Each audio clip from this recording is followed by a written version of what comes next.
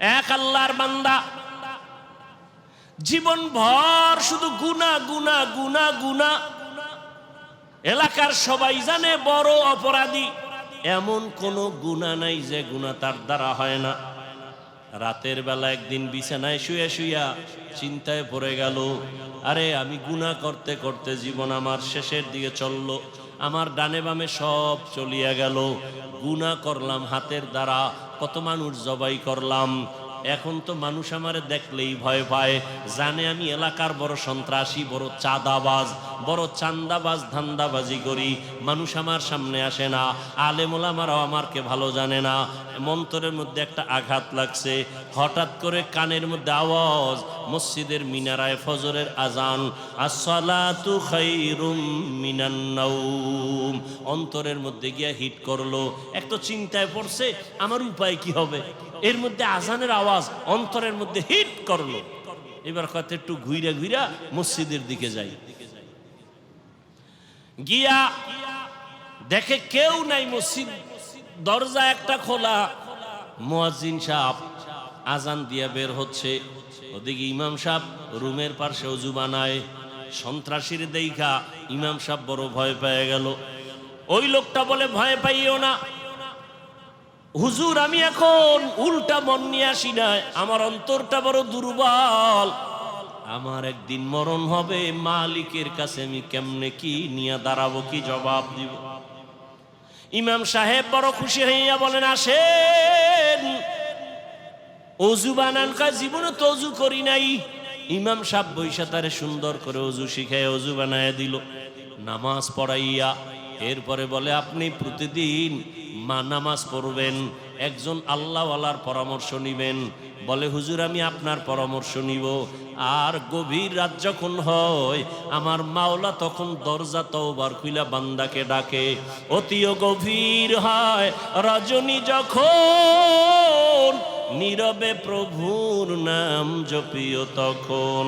প্রভুর করুণা যদি পাইবারে চাও, গভীর রাতে উঠে প্রভুর গুণগান গাও।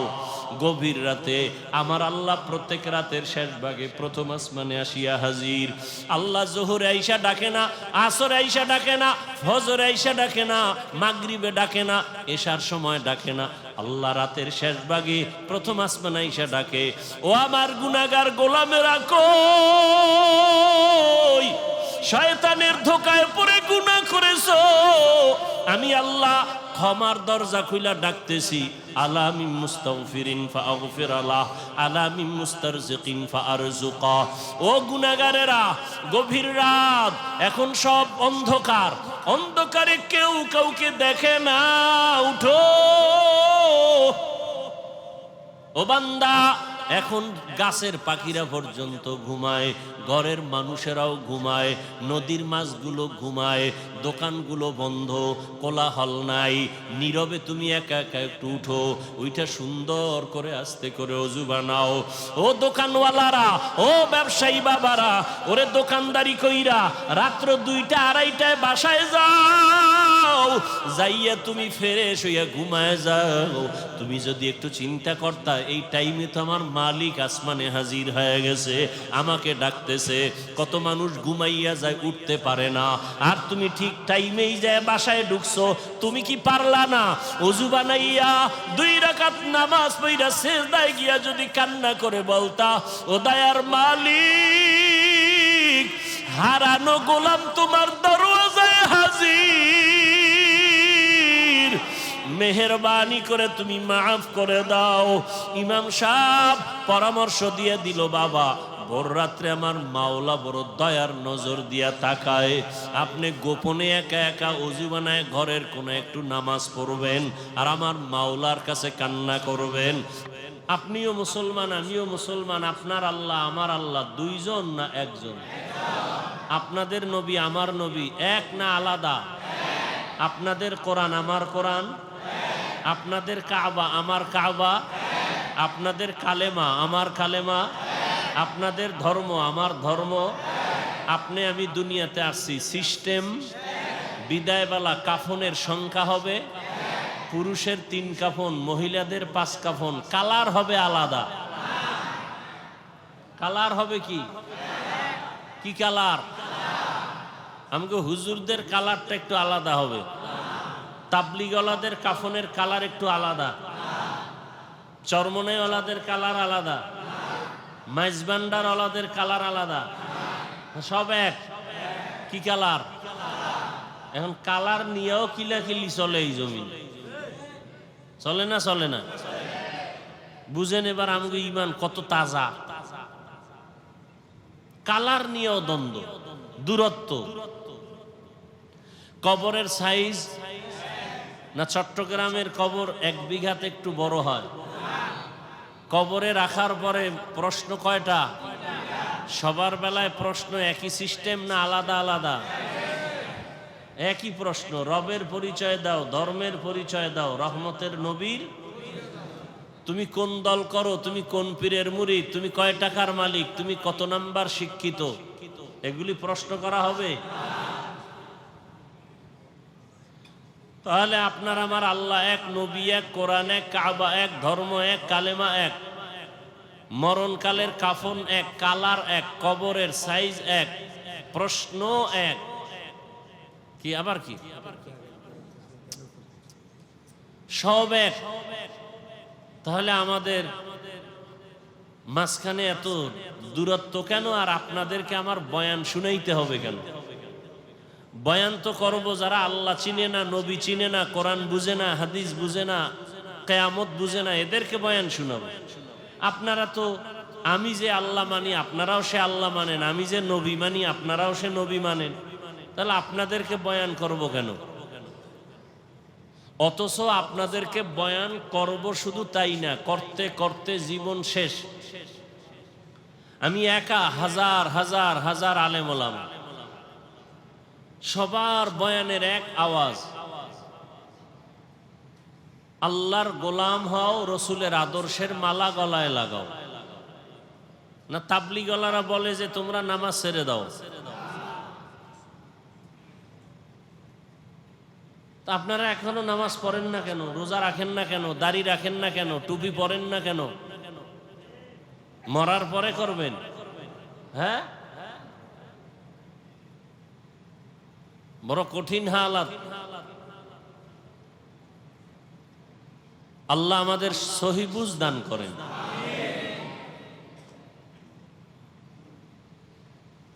হ্যাঁ, এই সব কিছু আমরা জানি। নামাজ পড়া ফরজ কয় ওয়াক্ত? এই কত ওয়াক্ত নামাজ? সপ্তাহে একদিন? তাহলে প্রতিদিন। মাঝে মাঝে নামাজ ছেড়ে দেওয়ার সুযোগ আছে তো? কি নামাজ ছাড়া যাবে? তা পড়েন না কেন? সবই আপনারা বলতেছেন, আবার আপনারাই নামাজ পড়েন না। এখানে বহু আল্লাহর বান্দা আছে, আজকে ফজর পড়েন নাই, জোহর পড়েন নাই, আসর পড়েন নাই, মাগরিব পড়েন নাই, এশা পড়েন নাই। ফজর পড়বেন কিনা তারও কোনো নিশ্চয়তা নাই। অথচ দাবি করেন আশেকে রসুল, দাবি করেন খাজা মঈনুদ্দিন চিশতি আজমিরির ভক্ত, শাহ আমানতের ভক্ত, শাহ মখদুমের ভক্ত, শাহ জালাল রহমতুল্লাহ আলাইহের ভক্ত, বাইজিদ বুস্তামির ভক্ত। যারা এই সমস্ত আল্লাহওয়ালাদের ভক্ত দাবি করে, নামাজ পড়ে না। বাইজিদ বুস্তামি, খাজা মঈনুদ্দিন চিশতি, শাহ মখদুম, শাহ আমানত, শাহ জালাল, শাহ পরাণ, এরা বোধহয় নামাজ পড়তেন না। কি জানেননি? এরা নামাজ পড়তেন, রোজা রাখতেন, দাড়ি রাখতেন না? রাখতেন। পর্দা করতেন না? কি সত্য কথা বলেন? পড়তেন। তাহলে আপনারা করেন না কেন? তাহলে বোঝা গেল আপনারা আসল ভক্ত না, আপনারা ভক্ত নামের ধোঁকাবাজ। বরং আসল ভক্ত তারা যারা শাহজালাল রহমতুল্লাহ আলাইহির মোহাব্বত নিয়ে আল্লাহকে মানে, নবী মানে, নামাজ পড়ে, পর্দা করে, হালাল খায়, এরা আসল ভক্ত। শাহজালাল রহমতুল্লাহ আলাইহি আল্লাহর মোহাব্বতে জীবনে বিবাহ করেন নাই। জীবনে কি করেন নাই? খাজা মঈনুদ্দিন চিশতি আজমিরির ইতিহাস জানেন? এই চট্টগ্রামে খাজা মঈনুদ্দিন চিশতি আজমিরির সব ভক্ত এক জায়গায় কইরা যদি জিগাই তার পীরের নাম কি, খাজা মঈনুদ্দিন চিশতি আজমিরির দৌরত্ব কত?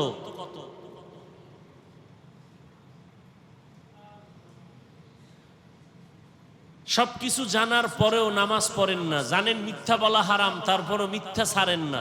এর একমাত্র কারণ দুনিয়ার লোভ। কিসের লোভ? এই যত বড় শাইখুল হাদিস, পীর সাহেব, টুপিওয়ালা, আলেম ওলামা, দুনিয়ার লাইনে দেখেন উল্টা পাল্টা চলাফেরা, কথাবার্তা, শুধু দুনিয়ার লোভ। দুনিয়ার লোভ তিন প্রকার। কয় প্রকার? সম্মানের চেয়ারের লোভ, সম্পদের লোভ, যৌবনের লোভ। এই তিন লোভে পইরা, তিন লোভের কোনো একটায় গ্রেফতার হইয়া সমস্ত মানুষ দুনিয়ার পেছনে দৌড়ায়, আল্লাহকে ভুলে গেছে, আখেরাত ভুলে গেছে, রসুল ভুলে গেছে। কয় লোভে পড়িয়া? তিন লোভ। আমি যদি আল্লাহকে মানি, নবী মানি, তো সম্মানের চেয়ার পাবো না। এই চেয়ার পাওয়ার লোভে অনেকে আল্লাহকে মাঝে মাঝে মানে, মাঝে মাঝে মানে না। নবীজির তরিকা মাঝে মাঝে মানে, মাঝে মাঝে ছেড়ে দেয়। কেন? চেয়ার ঠিক রাখার জন্য। আর একটা লোভ হলো টাকা পাওয়ার লোভ। যদি আমি রসুলের আদর্শ মতোই পরিপূর্ণ চলি, তাহলে আমার হাদিয়া, আমার টাকা পয়সা অর্জন হবে না। এই টাকার পাওয়ার আশায় করে অনেকে রসুলের আদর্শ মাঝে মাঝে মনের চাহিদা অনুযায়ী মানে, মাঝে মাঝে ছেড়ে দেয়। আর একটা হলো যৌবনের লোভ। এই ক্ষমতার লোভে পড়িয়া বহু আল্লাহর বান্দারা আল্লাহর থেকে দূরে, টাকার লোভে পড়িয়া বহু আল্লাহর বান্দা বান্দি আল্লাহর রাস্তা থেকে দূরে, যৌবনের লোভে পড়িয়া বহু আল্লাহর বান্দা বান্দি দুনিয়ার পেছনে পাগলের মতো দৌড়ায়। এজন্য সব জায়গায় কথাটা বলি, বাংলাদেশে একটা জেলার নাম আছে গোপালগঞ্জ, আসেনি? ওই জেলার মধ্যে একটা থানার নাম আছে টুঙ্গিপাড়া, শুনছেননি? ওই টুঙ্গিপাড়ার মধ্যে দুনিয়াদারেরা জানে এক নেতা আছে, আমরা উলামায়ে কেরাম আখেরাতওয়ালারা জানি আখেরাতের এক বাদশা আছে ওখানে।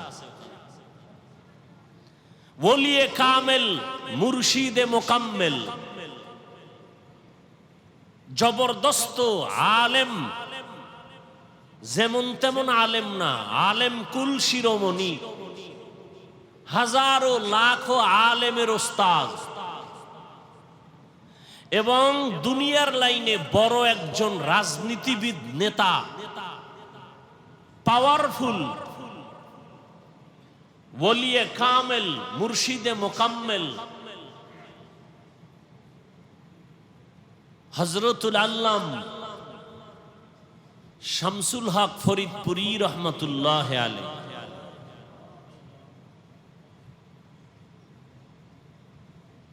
ঢাকাতে বড় কাটারা মাদ্রাসা, বিশাল বড় মাদ্রাসা, কামরাঙ্গীরচর মাদ্রাসা, লালবাগ মাদ্রাসা, ফরিদাবাদ মাদ্রাসা, সব তার হাতে গড়া। পাকিস্তান পিরিয়ডে ইংলিশের উপরে ডক্টরেট ডিগ্রি নেওয়া সেই শামসুল হক ফরিদপুরি রহমতুল্লাহ আলাইহি বাগের বাচ্চা ছিলেন, সুন্নতের উপর এতটা মজবুত ছিলেন, দুনিয়ার কোন দুনিয়াদারকে পরোয়া করতেন না। ওই সময় রাজনীতির কোন এক গোলটেবিল বৈঠকে আইয়ুব খানের পক্ষ থেকে একটা মিটিং ডাকা হয়েছিল। কোন এক পর্যায়ে তাকে কিছু নরম, কিছু স্বার্থের কথা বলা হয়েছিল।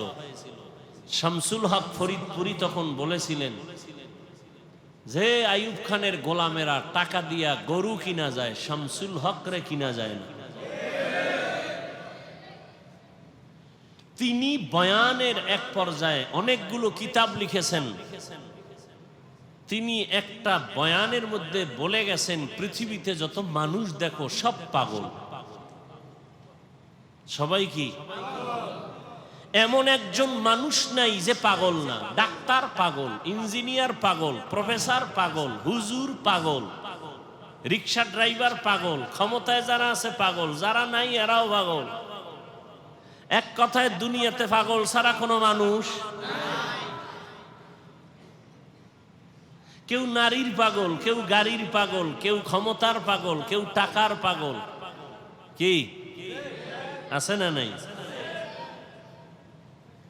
দিন রাত নাই পাগলের মতো দৌড়াচ্ছে, বিদেশ যায়। মা মারা গেছে বাদ দাও, বাপ মারা গেছে বাদ দাও, বিদেশের চাকরি ছাড়া যাবে না। কিসের পাগল? টাকার পাগল, ক্ষমতার পাগল। নামাজে দাঁড়াইয়াও ক্ষমতা, ঘুমের মধ্যে ক্ষমতা, ঘুমের থেকে উঠার পরে ক্ষমতা। যারা যেই জিনিসের পাগল তারা 24 ঘন্টা সেই জিনিস নিয়ে জিকির করে আর ফিকির করে। যে নারীর পাগল তার 24 ঘন্টা জিকির আর ফিকির। বলেন না কেন? যারা গাড়ির পাগল তারা 24 ঘন্টা জিকির আর ফিকির। যারা বাড়ির পাগল 24 ঘন্টা জিকির আর ফিকির। ঢাকাতে বাড়ি আছে এরপরও জিকির ফিকির। চট্টগ্রামে বাড়ি দরকার, আবার জিকির। কানাডায় করব, সিঙ্গাপুরে করব, কক্সবাজারে বাড়ি করব। এর কি কিসের পাগল? যে নারীর পাগল তার 24 ঘন্টা ফিকির নারী। যে ক্ষমতার পাগল তার 24 ঘন্টা ফিকির কি? ক্ষমতা। তাহলে দুনিয়ার সবাই পাগল। কেউ ক্ষমতার পাগল, কেউ নারীর পাগল, কেউ টাকার পাগল। এই সব পাগলের মধ্যে একদল উত্তম পাগল আছে। এরা টাকার পাগল না, বাড়ির পাগল না, গাড়ির পাগল না, ক্ষমতার পাগল না। এরা আল্লাহকে পাওয়ার পাগল। কাকে পাওয়ার?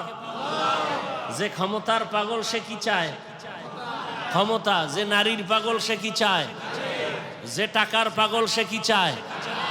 টাকার পাগল এমন হওয়া হইছে বাবার পকেট মারে, মায়ের মারে, এক পর্যায়ে টাকার জন্য মাকে মাইর দেয়, বাবারে জবাই করে। কিসের পাগল? ও কি চায়? টাকা চায়। বাপ সামনে বাধা, বাবারে মারো। আমার দরকার টাকা, মা বাধা হইছে, মাকে মেরে ফেলো। আমার দরকার টাকা, দোকানওয়ালাকে মেরে ফেলো। টাকার পাগল। নারীর পাগল যারা, এরা বলে মা ছাড়বো, বাপ ছাড়বো, আমার নারী ছাড়বো না। দুই রশিতে একজনার ফাঁসি। তাহলে যারা দুনিয়ার পাগল এগো চিন্তা ফিকির দুনিয়া দুনিয়া দুনিয়া। আর যারা আল্লাহর পাগল এরা কি চায়? এরা হাঁটতে চলতে সবসময় খালি কি ফিকির করে? অন্তরে ফিকির আল্লাহ, জবানে জিকির আল্লাহ, উঠতে বসতে শুধু আল্লাহকেই ডাকে। কাকে ডাকে? ইয়া ইলাহি মুঝসে মুঝকো दूर कर, ताके देखो मुझ में तुझको एक नजर। या इलाही तू मेरा माबूद है, या इलाही तू मेरा माशूक है। या इलाही तू मेरा सत्तार है, या इलाही तू मेरा गफ्फार है। আল্লাহকে পাওয়ার জন্য যেই বান্দা পাগল, যে পাগল হইছে কেন? কইটার মধ্যে মজা পাইছে।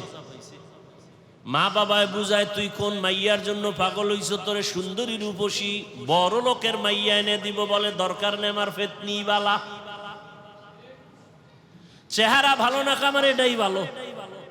মা বাবায় যত বুঝায় সন্তানেই বুঝ মানতে চায় না। বলে আমি যেই মেয়েটার পিছনে পাগল হয়ে গেছি, ওরে আমার দরকার, তোমারে দরকার নাই, বাবারে দরকার নাই, টাকা লাগবে না, ভিক্ষা করে খাবো, আমার চোখের দেখার পাগল নারীটারে আমার লাগবে।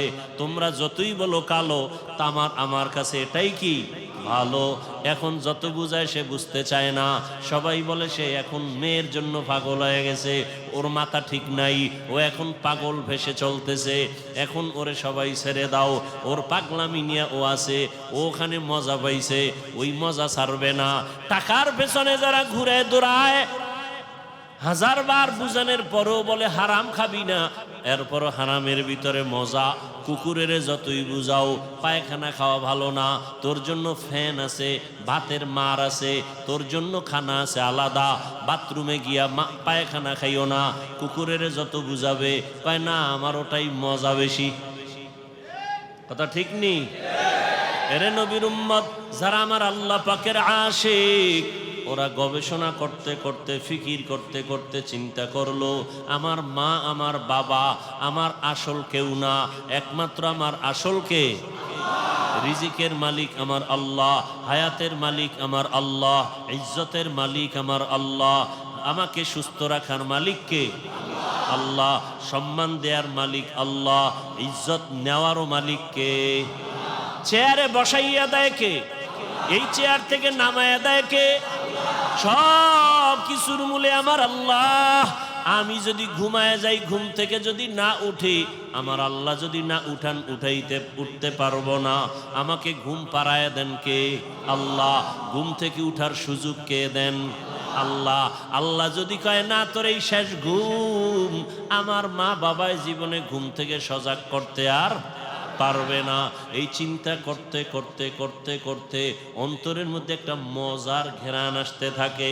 আসলে আমার মা আপন না, বাবা আপন না, ভাই আপন না, টাকা আপন না, মাল আমার আপন না, একমাত্র আমার ইহকাল পরকালে আমার ভালোর জন্য সর্বক্ষেত্রে আমার একমাত্র আপন কে?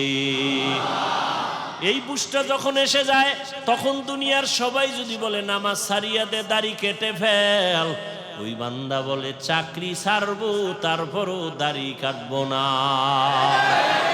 ইয়া এলাহি মুঝসে মুঝকো দূর কর, তাকে দেখো মুঝ মে তুঝকো এক নজর।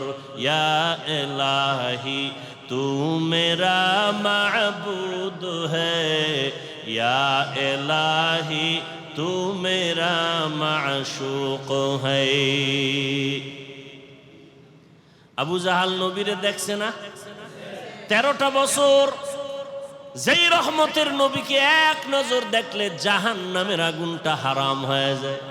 কেমন মায়ার নবী আমার, যেই রহমতের নবীকে দেখা মাত্র পেটের ক্ষুধা থাকে না। কেমন মায়ার নবী আমার, যেই রহমতের নবী যেখানে কদম রাখেন ওখান থেকে মিশকের ঘেরান। যেই রহমতের নবী আমার, শরীর মোবারক থেকে মিশকের ঘেরান, নবীজির ঘাম থেকে মিশকের ঘেরান। কেমন মায়ার নবী আমার, যেই নবীকে এক নজর দেখার জন্য গর্তের পিপিলিকা পাগল, নবীকে এক নজর দেখার জন্য নদীর সমুদ্রের মাছ বড় আফসুস করে, রহমতের নবীকে এক নজর দেখার জন্য জঙ্গলের প্রাণীরা পাগল হয়ে আছে। ওই নবীকে একটা নজর দেখবে জাহান্নামের আগুন হারাম হয়ে যাবে।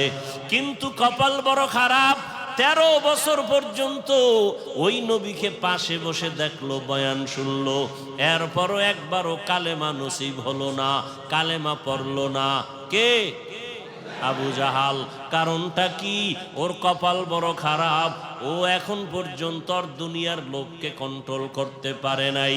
আর অপরদিকে 27 বছরের যুবক তরবারি নিয়ে দৌড়ায় আমার নবীকে জবাই করার জন্য।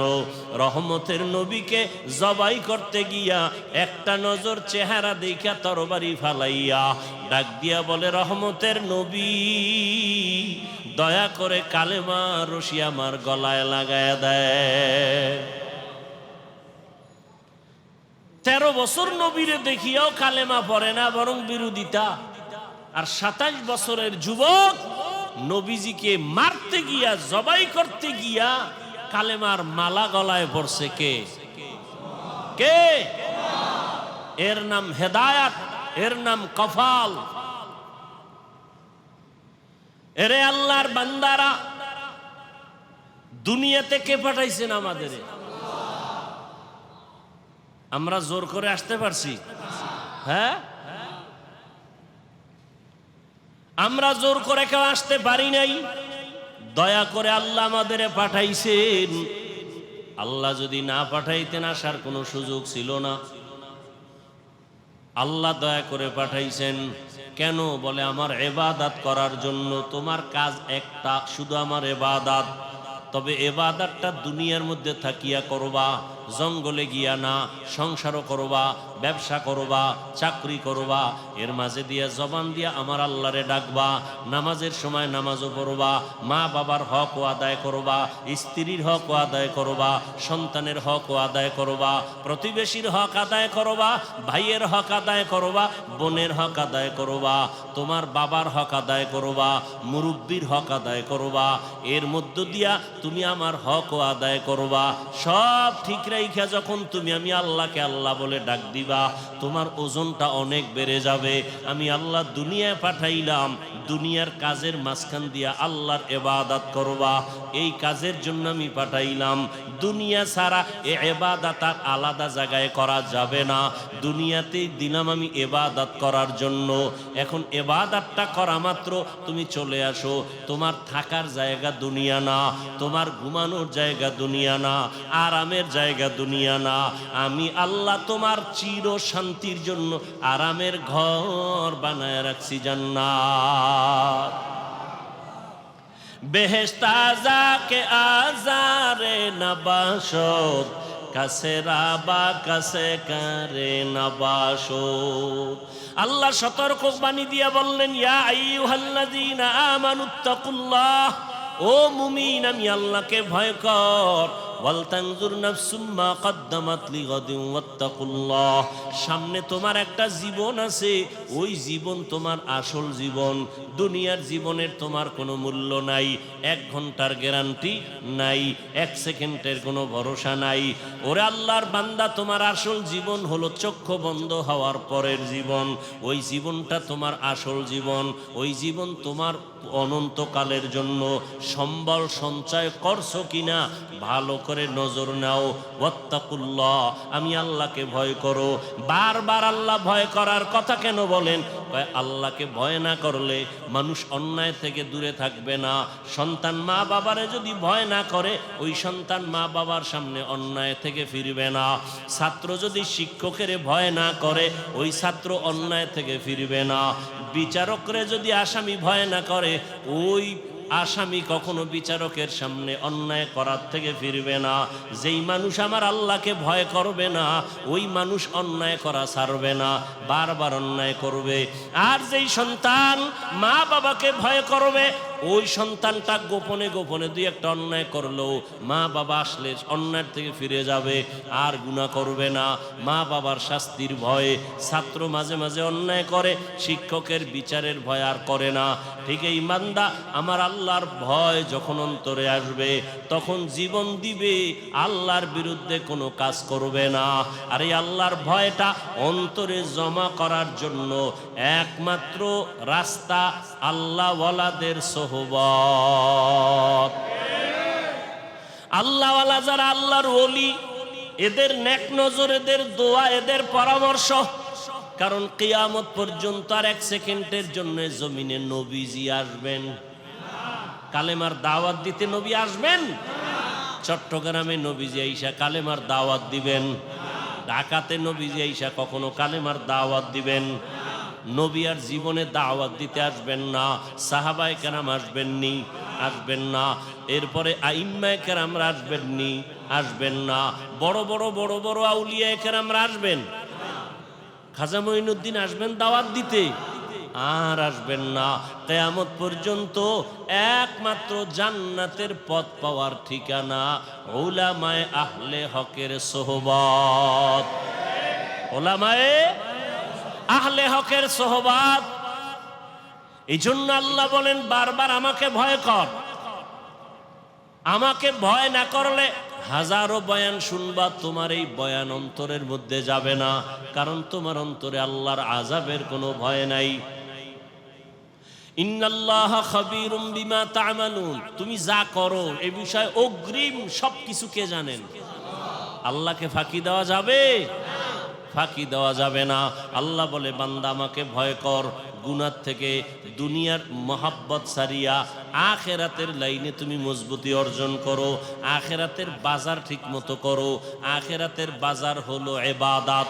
আখেরাতের বাজার কি? ইবাদত মানে কি শুধু নামাজ? হাসি দিবেন ইবাদত, কান্না করবেন ইবাদত, মা বাবার সাথে কথা বলবেন ইবাদত, আপনি বিবাহ শাদী করবেন ইবাদত, চাকরি করবেন ইবাদত, ব্যবসা করবেন ইবাদত, লেখাপড়া করবেন ইবাদত, সব কিছু আল্লাহর মোহাব্বত নিয়ে করবেন, নবীর আদর্শ মেনে করবেন, ইবাদত হয়ে যাবে। বাথরুমে গিয়ে বসে থাকবেন, সেটাও আপনার ইবাদত হিসাবে পরিণত হবে যদি আল্লাহর মোহাব্বত রসুলের আদর্শ অনুযায়ী বাথরুম করেন। আল্লাহর মোহাব্বত আর কার আদর্শ? আর কারো আদর্শ মানা যাবে না, সব আদর্শ ভেজাল। নির্ভেজাল আদর্শ মদিনার রসুলের, দুনিয়ার সব আদর্শ নাপাক, সব আদর্শ একমাত্র পাক আদর্শ কি? রহমতের নবীর আদর্শই কি পাক। রহমতের নবীর আদর্শ গ্রহণ করার কারণে মক্কার চূড়ান্ত খারাপ মানুষ জান্নাতের অগ্রিম টিকিট হাতে নিয়েছেন, ঠিক না? কয়জন? কয়জন? রসুলের আদর্শের কারণে আল্লাহ জান্নাতের টিকিট তাদের হাতে দিয়েছেন। তারা মরিয়াও অমর, এখনো তাদের নাম যশ খ্যাতি, এত সুনাম। সমস্ত সাহাবায়ে কেরামদের নাম শুনিয়া মানুষের দিলের মধ্যে মায়া লাগে।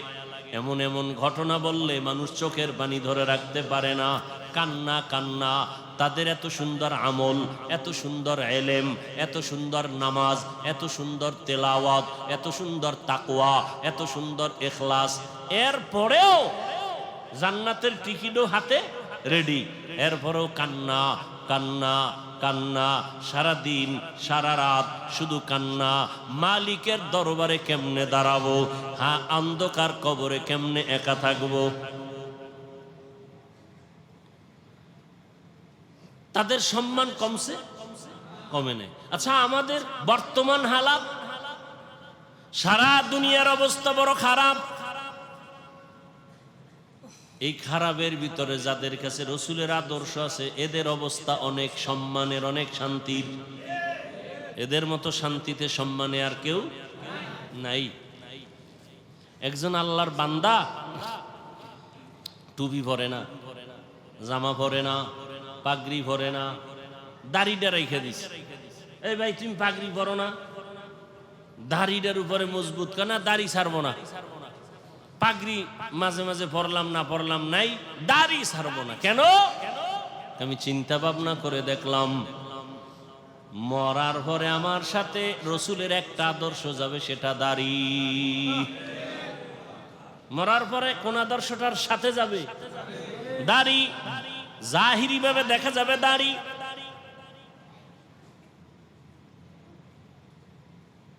এটাই রসুলের আদর্শের প্রতীক। এই জন্য রহমতের নবী তার আদর্শর বয়ান দিয়া মানুষকে এমন ভাবে দ্বীনের দিকে আকৃষ্ট করে ফেললেন। দুনিয়ায় থাকিয়া আখিরাতের বাজার করো। এই যে বাজারে দোকানদারি ব্যবসা করে, এটা কি নিষেধ? বাজারে যাও, বাজারে যাইয়াও, দুনিয়ার বাজারে গিয়াও আখিরাতের বাজার করো। কেমনে? যখন তুমি দুনিয়ার বাজারে যাও জরুরত সারার জন্য, রাস্তার ডানে হাঁটো, নজর নিচের দিকে রাখো। তোমার দোকানে কাজ সাইরা তাড়াতাড়ি আবার বাসায় চলে যাও। বাজারে সব বেশি সময় কাটায়ও না, কারণ দুনিয়াতে যত খারাপ জায়গা আছে, নবীজি বলেন এর থেকে সব থেকে খারাপ জায়গা কি? বাজার। বাথরুম খারাপ না, কি খারাপ? বাথরুমের খারাপ না বলিয়া নবীজি বাজারকে খারাপ বললেন কেন? বাথরুমে ওই গুনাহ হয় না, বাজারের মধ্যে যেই পরিমাণ গুনাহ হয়। এজন্য নবী বলেন, আর দুনিয়া সিজনুল মুমিন ওয়া জান্নাতুল কাফের। দুনিয়া হলো মুমিনের জন্য জেলখানা, বেঈমানের জন্য শান্তির জায়গা, বালাখানা।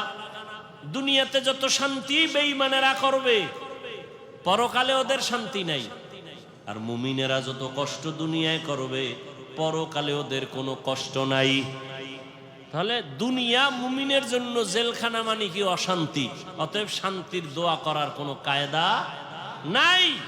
তবে যদি আখিরাতের লাইনে চলে, আল্লাহ দুনিয়াতেও তাকে বোনাস শান্তি দিবেন। বোনাস কি দিবেন?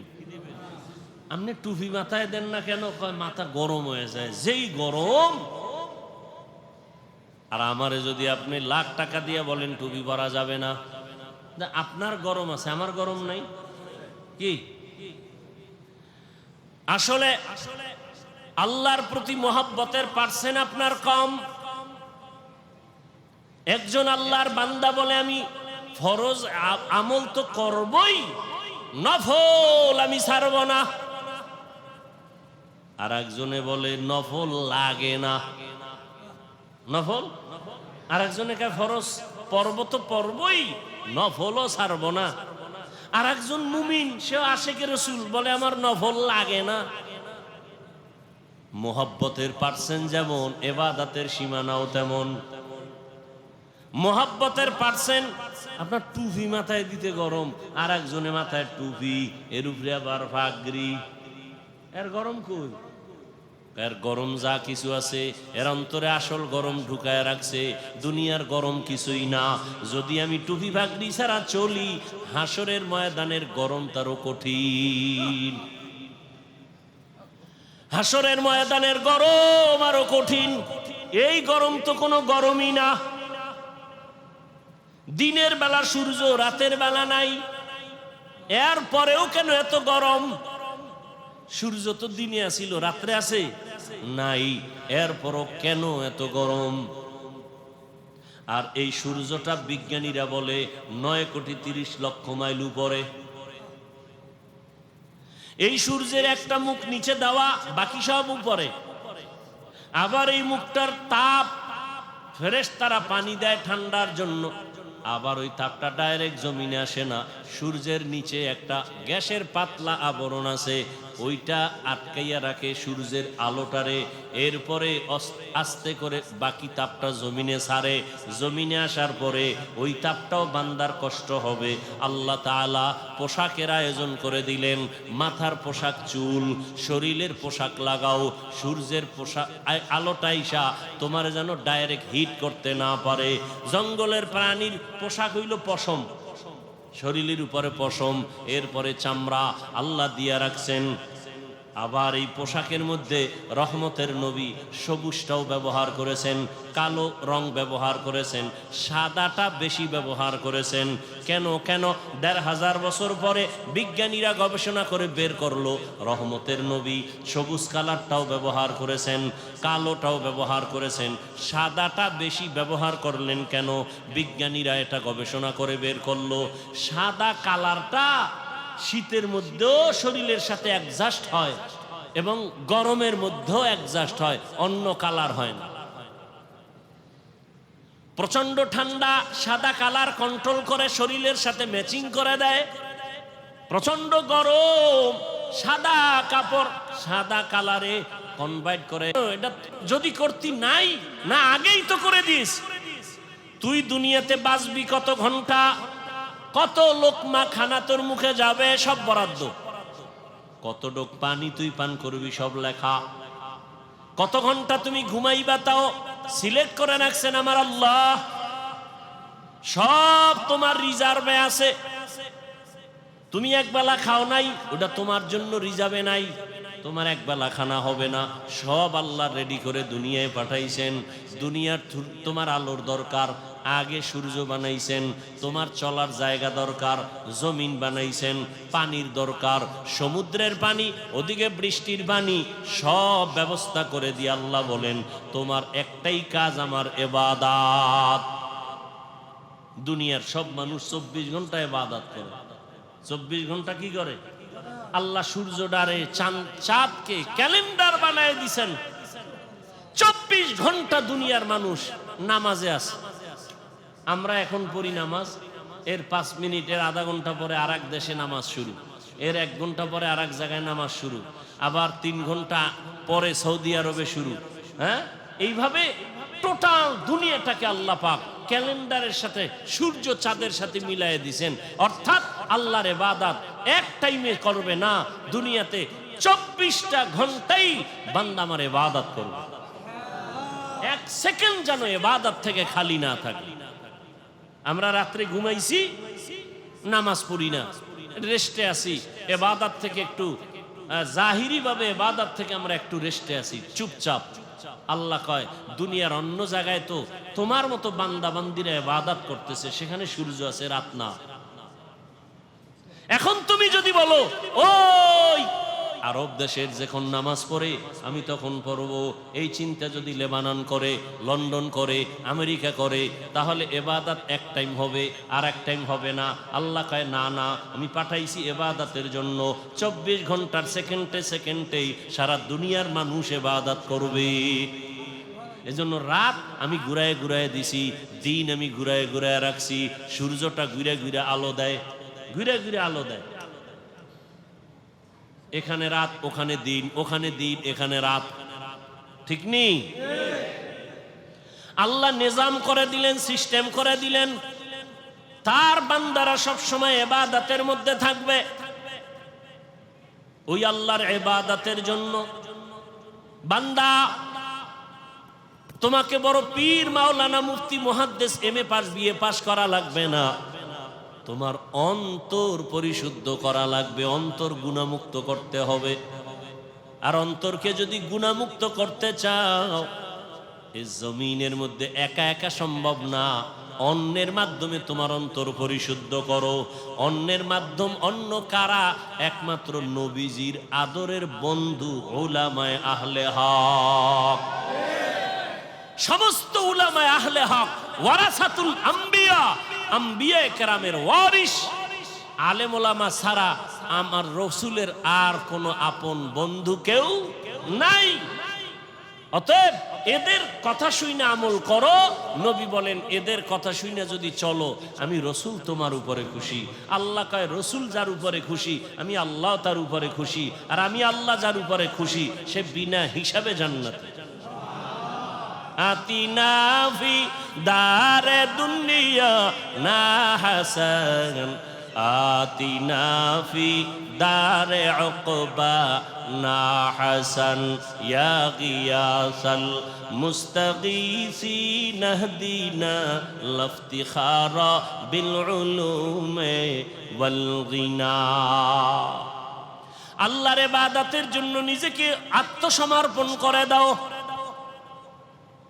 আমি যে যত কাজ করব সব আমার আল্লাহর রাজি খুশি অনুযায়ী হতে হবে।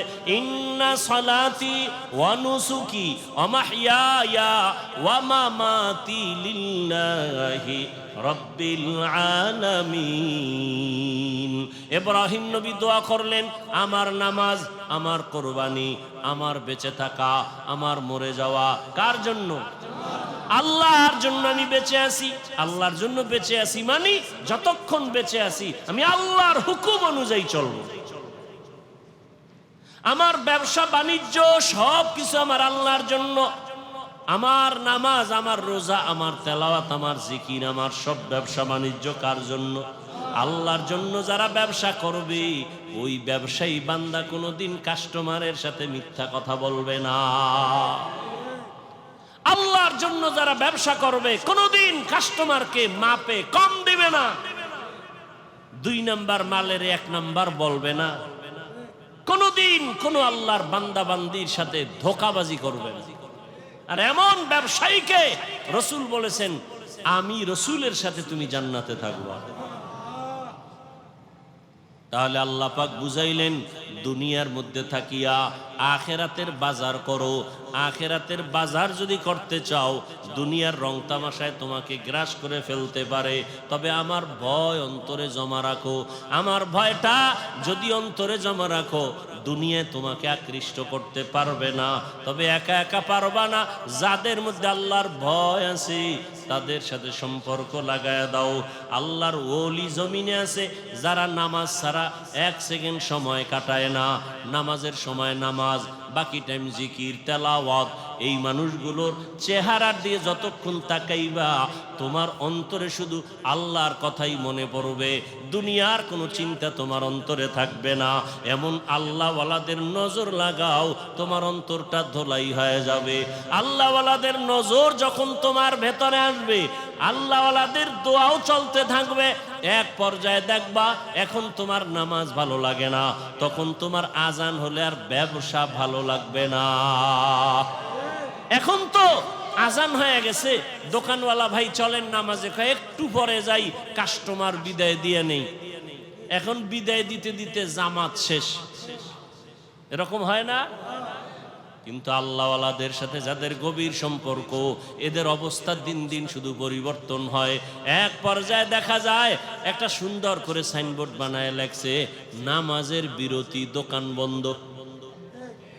এক সময় কাস্টমারের ঝামেলায় জামাতে যায় না, আর এখন আলাদা সাইনবোর্ড বানাইছে নামাজের বিরতি, দোকান বন্ধ। এটা আল্লাহওয়ালাদের সোহবতের মাধ্যমে সম্ভব, একা একা সম্ভব না। এজন্য আল্লাহওয়ালাদের সোহবত। আল্লাহওয়ালা কারা? বাংলাদেশে তো আল্লাহওয়ালাদের অভাব নাই, তবে সহজ কথা, যার কথা শুনলে, যার কাছে বসলে গুনাহ সারা সহজ হয়, নেক আমল করা সহজ হয়, এমন আল্লাহওয়ালা আসল আল্লাহ। যেই আল্লাহওয়ালাদের নেক নজর লাগলে অন্তরের মধ্যে আমলের আগ্রহ বাড়ে, গুনার আকর্ষণ কমে যায়। আল্লাহওয়ালার সামনে গিয়া বয়ান শুনিয়া চোখের পানি ছেড়ে কাঁদেন, অন্তরে ভয়, যেই ভয়টা এতক্ষণ আসে নাই। আল্লাহওয়ালা, খাঁটি আল্লাহওয়ালাদের বয়ান শুনতে গিয়া চোখের পানি যখন পড়া শুরু হয়ে গেল, দিলটা নরম হয়ে গেছে। আল্লাহওয়ালার বয়ান শুনিয়া কেমন যেন এখন আর ব্যবসা ভালো লাগে না, চাকরি ভালো লাগে না, এখন আর দুনিয়াদারি ভালো লাগে না। বান্দার চোখের থেকে পানি বের হয়ে গেল। আল্লাহর কাছে বারবার তওবা করে ক্ষমা চায়, জীবনে কত নামাজ ছাড়লাম, কত বেপরদায় চললাম, কত মিথ্যা কথা বললাম, গালি দিলাম, গীবত শেকায়াত করলাম। আল্লাহর কাছে তওবা করে, আল্লাহ তুমি আমাকে দয়া করে মাফ করে দাও। ভাইরা আমার, মানুষের জীবনে একটা পর্যায়ে আসিয়া নিজে নিজে একটা পেরেশানির মধ্যে পড়ে, আরে একদিন তো মরে যাব, এই একটা চিন্তা চলে আসে একটা সময়, আমি তো মরব, তো কি উপায় হবে আমার, করলাম কি জীবনে। এক আল্লাহর বান্দা জীবন ভর শুধু গুনাহ গুনাহ গুনাহ গুনাহ, এলাকার সবাই জানে বড় অপরাধী, এমন কোন গুনাহ নাই যে গুনাহ তার দ্বারা হয় না। রাতের বেলা একদিন বিছানায় শুয়ে শুইয়া চিন্তায় পড়ে গেল, আরে আমি গুনাহ করতে করতে জীবন আমার শেষের দিকে চললো, আমার ডানে বামে সব চলিয়া গেল, গুনাহ করলাম হাতের দ্বারা, কত মানুষ জবাই করলাম, এখন তো মানুষ আমারে দেখলেই ভয় পায়, জানে আমি এলাকার বড় সন্ত্রাসী, বড় চাঁদাবাজ, বড় চান্দাবাজ, ধান্দাবাজি করি, মানুষ আমার সামনে আসে না, আলেম ওলামারাও আমারকে ভালো জানে না।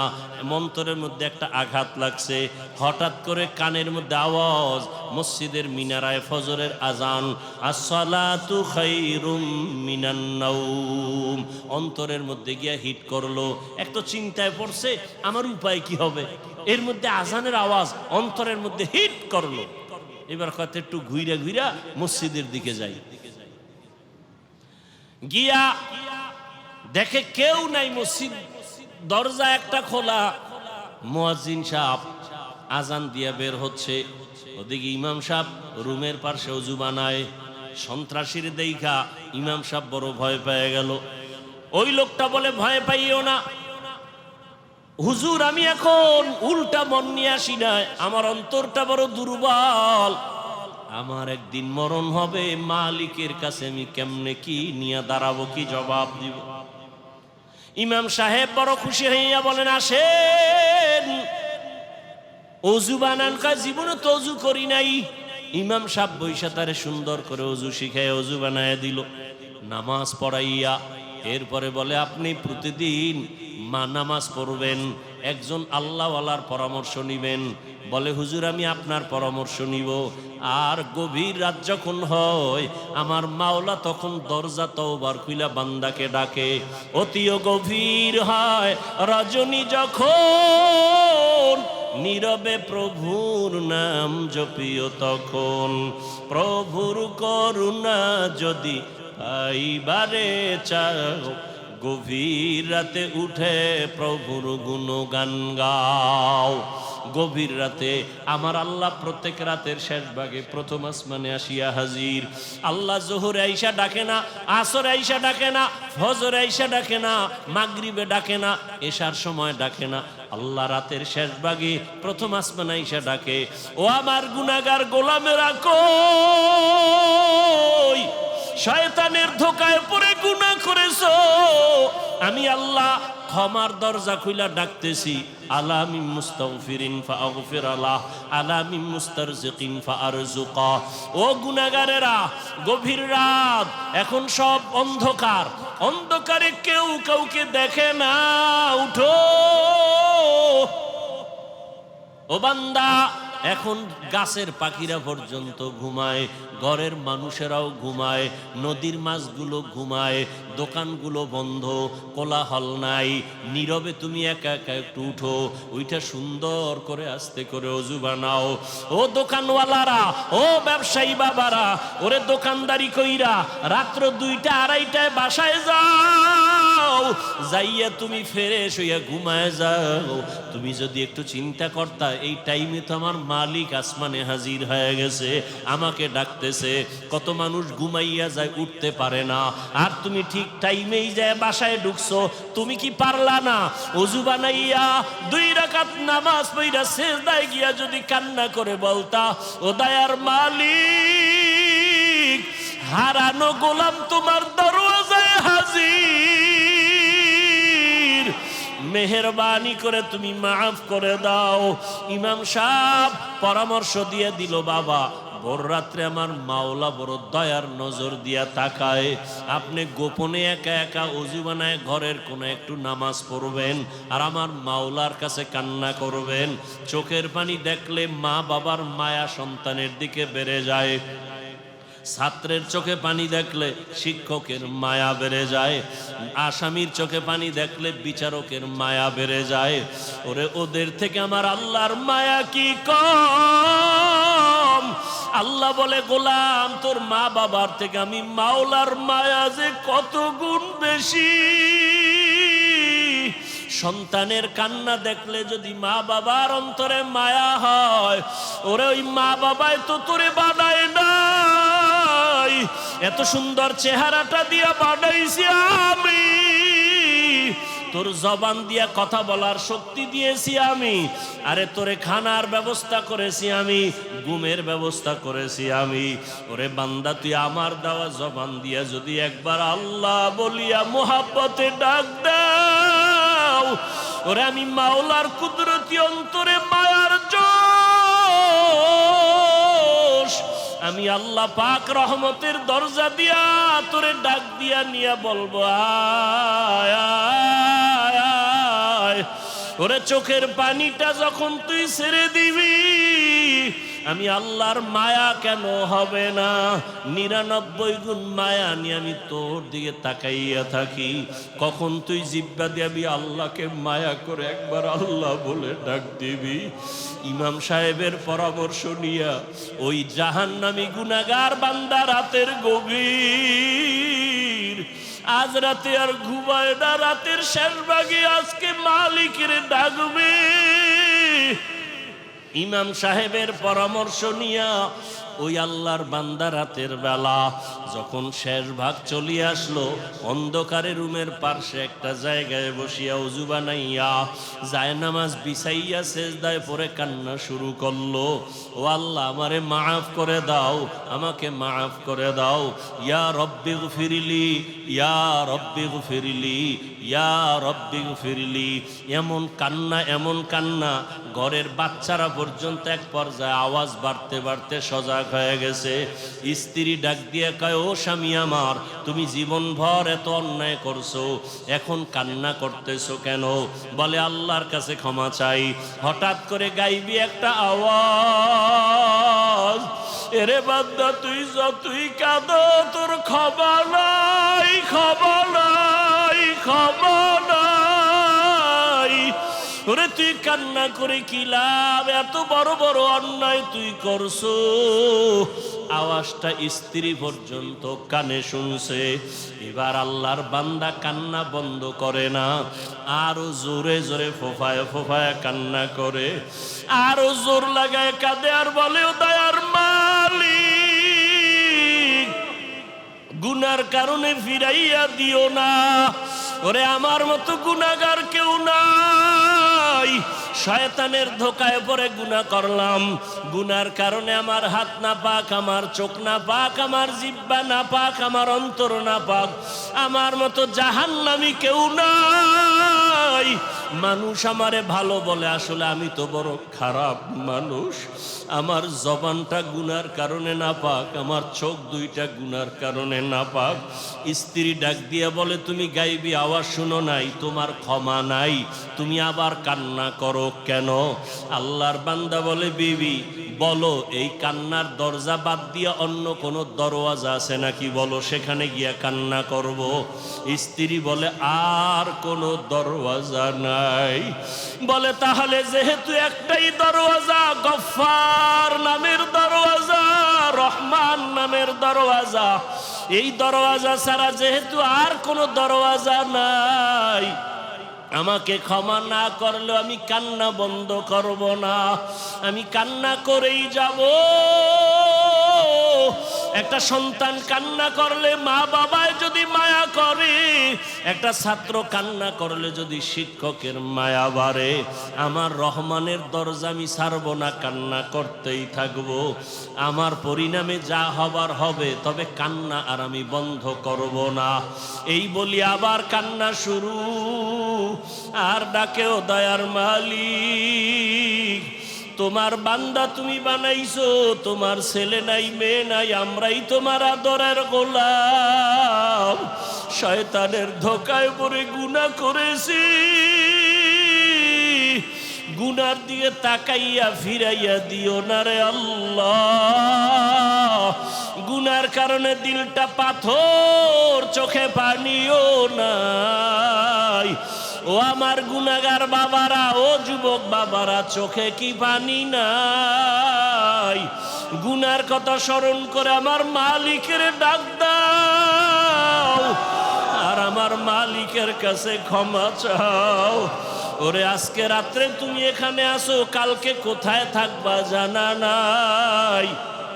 আল্লাহর বান্দা কান্না বন্ধ করে না, কান্না চালু রাখছে। এমন কান্নার এক পর্যায়ে হঠাৎ করে আবার গাইবি আওয়াজ,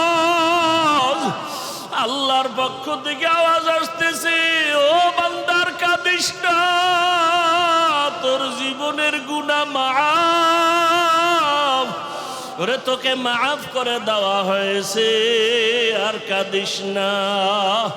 বান্দা আবার কান্না শুরু করলো, বলে, এতক্ষণ কান্না করেছি ভয়ে, আযাবের ভয়, এখন কাঁদি আমার মালিকের মুহাব্বত। যত কান্না করব তত মালিকের মায়া বেড়ে যাবে, আমার মাওলা আমার দিকে মায়ার নজরে তাকাইবেন। এই জন্য আমি বেশি বেশি কান্না করতেছি। ও আল্লাহর বান্দারা, দুনিয়ার রং তামাশায় পড়িয়া তো গুনাহ কম করো নাই। মনে চাইছে দাড়ি কাটবা, কেটে ফেলেছো, কেউ বাধা দিছে মানো নাই। মনে চাইছে নামাজ পড়বা না, কেউ বুঝাইছে নামাজ পড়ো নাই। মনে চাইছে সারা রাত মোবাইলে গুনাহ করবা, কারো বাধা মানো নাই। মনে চাইছে পার্কে ঘুরবা, পার্কে দৌড়াইছো, কারো বাধা মানো নাই।